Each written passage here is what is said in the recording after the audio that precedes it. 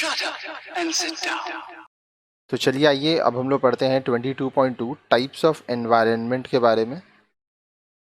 The environment is both physical and biological concepts. It includes both the non living abiotic and living biotic components of the planet Earth. अब देखिए, जो हमारा पर्यावरण है ये दोनों ही इसमें शामिल है.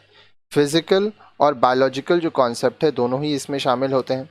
इसमें दोनों ही है नॉन लिविंग जिसको एबायोटिक कहते हैं और लिविंग बायोटिक कंपोनेंट्स, दोनों ही जो प्लैनेट अर्थ में है उनसे मिलकर एनवायरनमेंट बना है.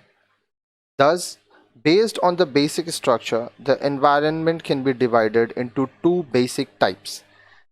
That is, अब इसलिए बेसिक स्ट्रक्चर जो है उसको ध्यान में रखते हुए जो हमारा पर्यावरण है इसको दो बेसिक टाइप में हम लोग बांट सकते हैं, फिजिकल और एबायोटिक एनवायरनमेंट, बायोलॉजिकल और बायोटिक एनवायरनमेंट.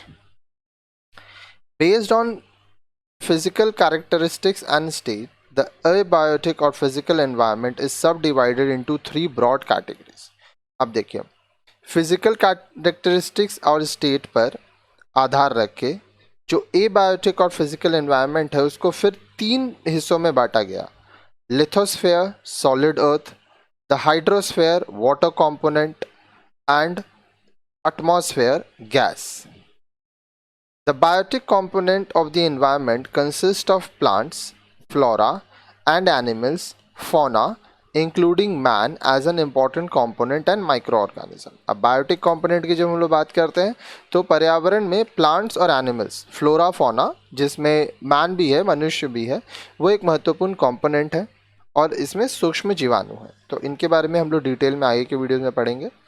आगे देखिए, relationship between man and environment.